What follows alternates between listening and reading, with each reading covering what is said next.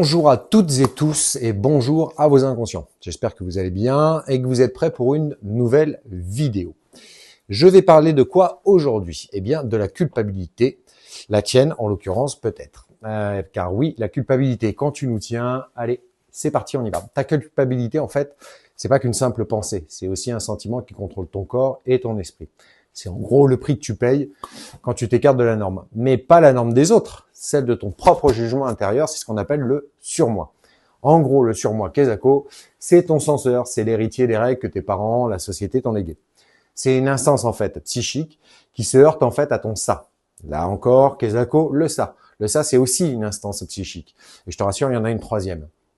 En fait, le ça, c'est un réservoir inépuisable de pulsions basé sur le principe de plaisir, ce que tu kiffes en gros, ou ce que tu désires sans aucune règle ou jugement. C'est la recherche de l'omnipotence et de la jouissance en permanence.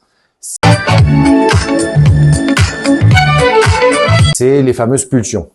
Donc pour compléter, tu as la troisième, c'est le moi. Donc tu te souviens, le ça, le surmoi et maintenant le moi. Le moi, c'est en fait ce que tu es aujourd'hui comme sujet devant cette vidéo. Ton moi jongle, il va jongler, donc entre ton ça et ton surmoi. Ce qui est hyper énergivore, et tu l'as bien compris, c'est la source de tes névroses et de la culpabilité quand tu passes à l'acte ou même quand tu n'assouvis pas tes propres désirs. Ta culpabilité, en fait, c'est une alarme qui sonne dès que ton désir profond entre en conflit avec ses règles strictes. Elle peut se manifester sous la pire des formes. La charge invisible, qu'on appelle, c'est tu t'auto-sabotes, tu accumules des échecs, tu souffres. Pourquoi? Parce qu'en fait, ton inconscient à ce moment-là pense que tu dois payer une dette.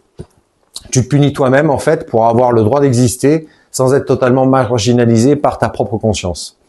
C'est un mécanisme, en fait, de survie psychique également. Et donc, le jour où tu mets des mots sur cette source inconsciente de culpabilité, tu cesses de te punir. Tu liquides, en fait, ta dette. J'espère que cette vidéo t'a donné les clés pour mieux comprendre ta culpabilité.